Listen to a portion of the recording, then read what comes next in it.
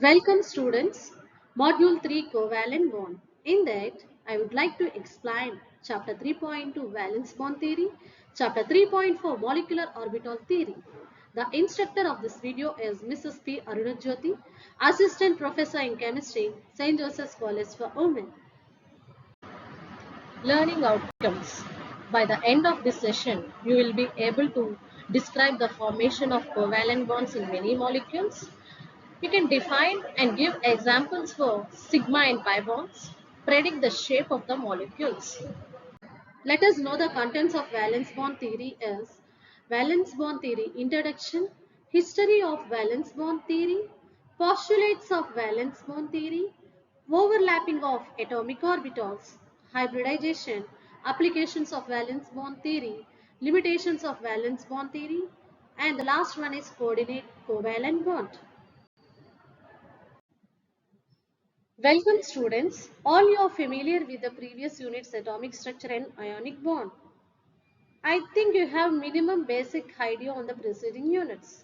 Okay, let me know what are atoms, what are molecules, how can you get the molecule, the number of smaller atomic particles containing atomic weight combines together to form a huge molecular weight containing compound called molecule.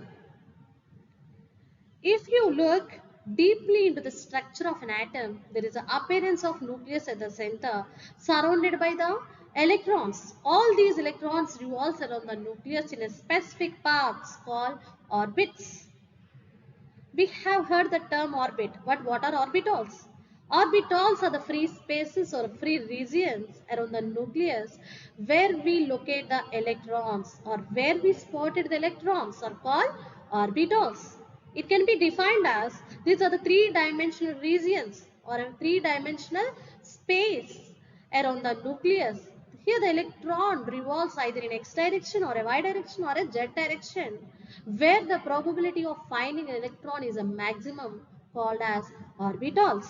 There are different types of orbitals. We have know that s orbital, p orbital, d orbital, f orbital. S orbital shape is spherical, p orbital shape is dumbbell, d orbital shape is double dumbbell, and f orbital shape is fourfold dumbbell. In all these types of orbitals, where we found the electron revolves in a spherical form in case of s orbital, whereas electron revolves in a dumbbell form in a p orbital. The revolving of an electron is completely based upon the shape of the orbital. Let us move to the next slide.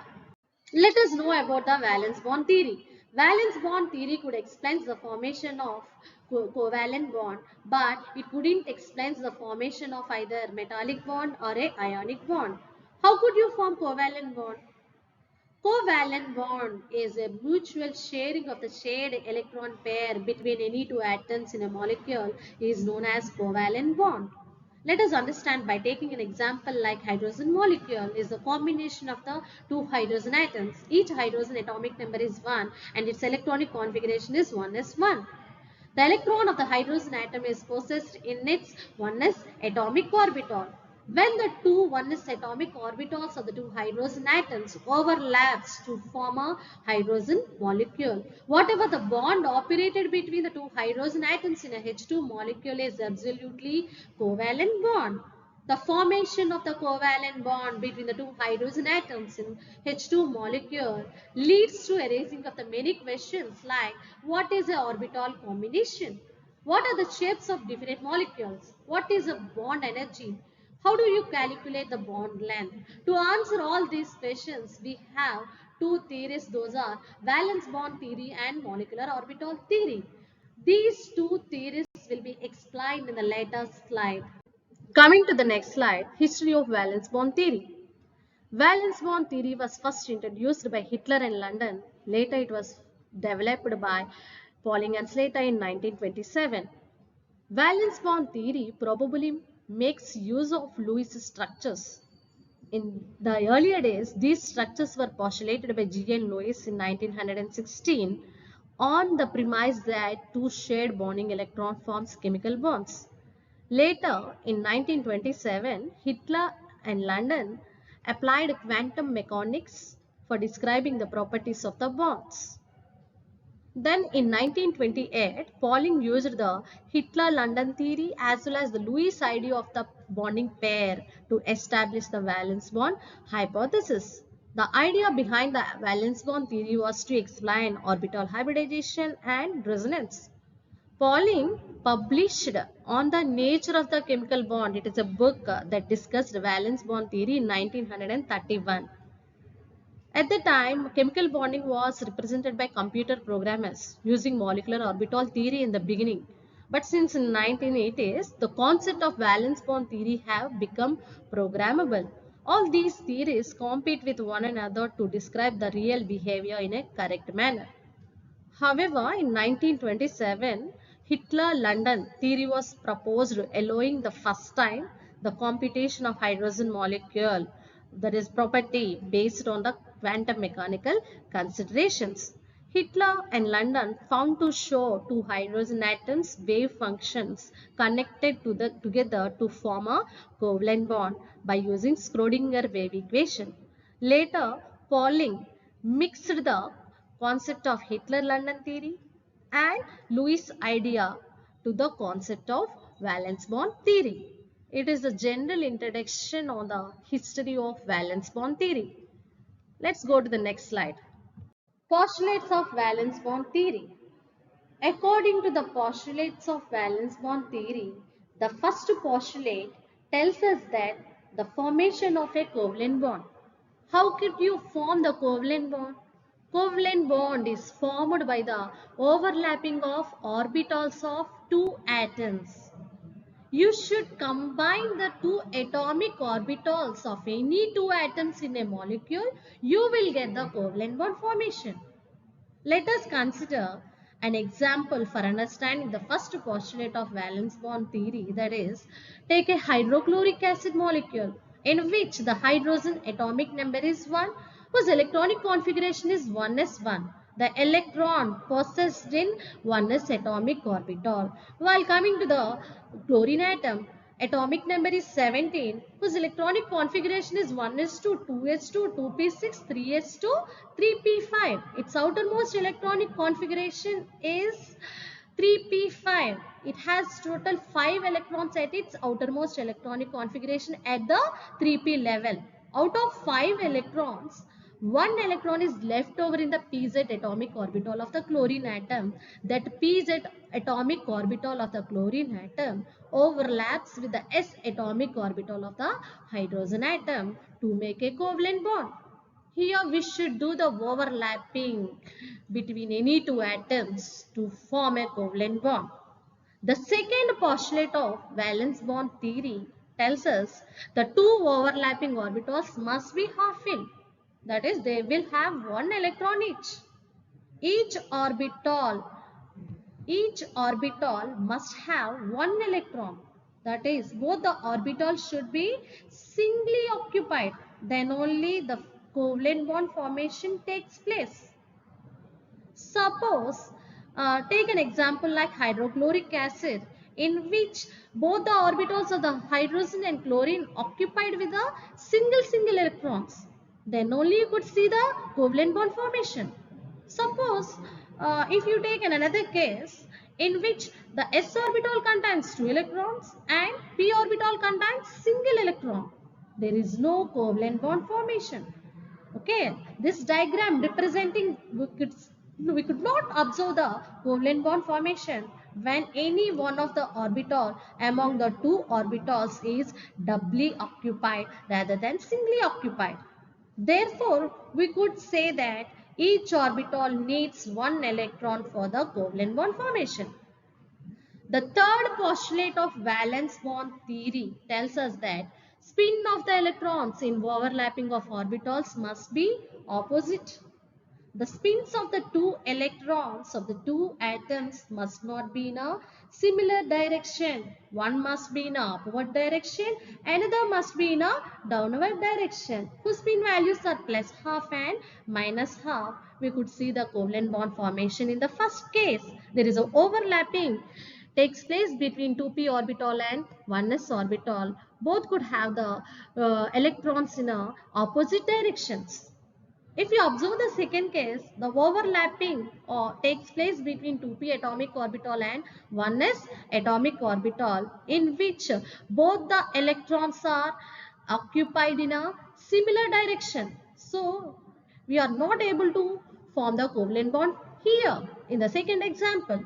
Let us take the third example, 2p orbital and 2s orbital. Here 2p orbital contains the single electron and 2s orbital contains the two electrons. All these electrons are in a similar direction.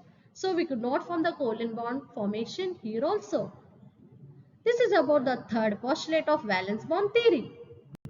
The next postulate of valence bond theory explains the orbitals retain their identity after overlapping. Look at the picture. In this picture, S atomic orbital of a hydrogen atom overlaps with the p atomic orbital of a chlorine atom. S atomic orbital of a hydrogen atom is a spherical shape. P atomic orbital of a chlorine is a dumbbell shape. Even after overlapping, they doesn't lose their identity or a symmetry. They have the ability to retain or maintain their identity or a symmetry. Thus, this postulate tells us that atomic orbitals of a proper symmetry have the ability to produce covalent bond. Coming to the next postulate, in this postulate, valence bond theory explains about the number of covalent bonds. Here, HCl is formed by the overlapping of single unpaired electrons which are coming from the hydrogen and chlorine atoms to form a single covalent bond. But we can see the number of covalent bond in various molecules like ammonia and methane molecules. According to this postulate, if an orbital containing single unpaired electron forms a single covalent bond, more than one unpaired electron makes a more than one covalent bond. Let us consider one example, that is ammonia, in which the central atom is a nitrogen atom surrounded by three hydrogen atoms. What is the atomic number of nitrogen? 5. Electronic configuration is 1s2, 2s2, 2p1. Its outermost electronic configuration has total 3 unpaired electrons. All these 3 unpaired electrons makes 3 covalent bonds with the s atomic orbitals of 3 hydrogen atoms. See, you can look at the picture here. The first atomic orbital containing unpaired electron forms first covalent bond with the first hydrogen atom, and the second orbital containing second unpaired electron forms a second covalent bond with the second hydrogen atom. Third orbital containing third unpaired electron forms a third covalent bond with the third s atomic orbital of the hydrogen atom. From that, total number of covalent bonds obtained from the ammonia molecules are 3 covalent bonds. Coming to the next example, if you see the methane molecule, the formula of methane is CH4. Here, the central atom is a carbon atom surrounded by the 4 hydrogen atoms. What is the atomic number of carbon? 6. Its electronic configuration 1s2, 2s2, 2p2. Outermost level has total number of unpaired electrons are 4. All these 4 unpaired electrons produced from carbon overlaps with the s atomic orbitals of the 4 hydrogen atoms to produce 4 covalent bonds. It is the first orbital containing first unpaired electron, and it is the second orbital containing second unpaired electron, and third orbital containing third unpaired electron, fourth orbital containing fourth unpaired electron. All these 4 orbitals containing 4 unpaired electron forms 4 covalent bonds with the 4 s atomic orbitals of 4 hydrogen atoms. It is about the postulate. This postulate can be explained by valence bond theory about the formation of number of covalent bonds in various types of molecules. The next postulate of valence bond theory tells us that intensity of overlapping. The intensity of overlapping should takes place at an optimum position or a suitable position. For example, consider atomic orbitals of A atom and atomic orbital of a B atom. In the first case, the atomic orbitals of the two atoms overlapped at such a position that the repulsion between the two nuclei is minimum. So we say that overlapping should take place at a optimum position or a suitable position. If you see the second case, in the second case, the atomic orbitals, when the atomic orbitals of both the atoms A and B, they are so close to each other, almost the two nuclei touches each other, approaching so closely, it may not be happen. It is unfavorable for the covalent bond formation. In the first case, it is a very favorable position for the covalent bond formation, but in the second case, this position is not a favorable position for the covalent bond formation. From this postulate, we conclude that the intensity of overlapping of the two atomic orbitals of the two atoms also influences the covalent bond formation. In this postulate of valence bond theory, the extent of overlapping will decide bond strength, bond length, and bond energy. In the first picture, it is the minimum extent of overlapping. The second picture representing maximum extent of overlapping. In a maximum extent of overlapping, the overlapping of two atomic orbitals of the two atoms occurs at a maximum level. The overlapping occurs at a maximum level. Due to the maximum extent of overlapping, the bond length becomes less. When the two atomic orbitals are so close to each other, the distance between the two atomic orbitals will be less. That is the reason that the bond length becomes lower. When the bond length becomes lower, the bond energy will increases. Here the bond energy is inversely proportional to the bond length. Why the bond energy of this particular extent of overlapping becomes greater? It needs a high amount of energy for the breaking of the bond between the two atoms. Why? Because they are approaching very slow, close to each other. No, that is the reason we need to supply more amount of energy for the breaking of the bond between the two atomic orbitals of the two atoms. Look at the first picture. It is the minimum extent of overlapping. When the minimum extent of overlapping takes place between the two atomic orbitals of the two atoms, whatever the length, the distance between two atoms was so high, they are far away from each other. When the bond length increases, its bond energy becomes lesser. Why? Because of bond energy decreasing, it means the amount of energy required for breaking of the bond between two atomic orbitals of the two atoms becomes less. Its bond strength also less. In the first picture, bond strength less. In the second picture, the bond strength becomes high due to the close approachment of the two atomic orbitals. Here the bond strength becomes less because of the two atomic orbitals of the two atoms are far away from each other. From this postulate, we conclude that this extent of overlapping, that is maximum overlapping and minimum overlapping, will decide the bond strength and bond length and bond energy of the molecule. The last postulate of valence bond theory tells us that formation of different kinds of covalent bonds. Based on the overlapping of orbitals, two types of covalent bonds are formed. These are known as sigma bond and pi bond.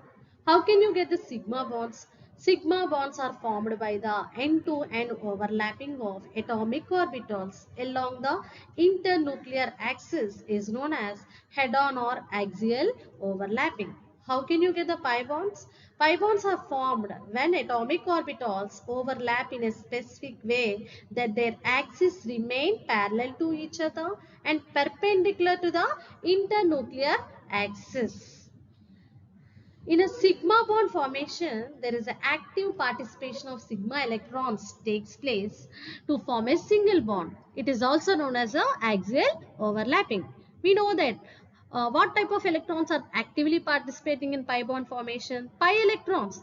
Those are nothing but pi electrons to make either double bonds or a triple bonds. This is also known as a sidewise overlapping. We can classify the types of overlapping for the formation of sigma bond. Those are SS overlapping, PP overlapping and SP overlapping. In the first type, S atomic orbital overlaps with another S atomic orbital to form a SS overlapping. When p atomic orbital overlaps with the s orbital to form a sp overlapping. when the two p atomic orbitals involving in a overlapping to form a sigma bond. Such type of overlapping is pp overlapping. All these three types, ss, sp, pp, can be seen in the formation of sigma bond. But ss, sp overlapping cannot be seen in the formation of the pi bond. Why? Because s orbitals cannot be participating in the formation of the pi bond due to its spherical shape. Only pp overlapping can be seen in the formation of the pi bond. Okay, how do you differentiate here? When the 2p orbitals kept in a horizontal position, we will get the sigma bond formation. While when the two p atomic orbitals are kept in a horizontal position, you will get the sigma bond. No, when you keep both kept in a vertical position, you will get the pi bond formation. That is the difference. Okay, I am repeating again. See, when the two p atomic orbitals kept in a horizontal position, you will get the sigma bond formation. When you kept in a vertical position, we will get the pi bond formation. That is the differentiation between sigma bond, pi bond formation in a pp overlapping. From this postulate, we conclude that the covalent bonds are of two types. Those are sigma bonds and pi bonds. All the images in this video have been taken from Google Chrome. Thank you.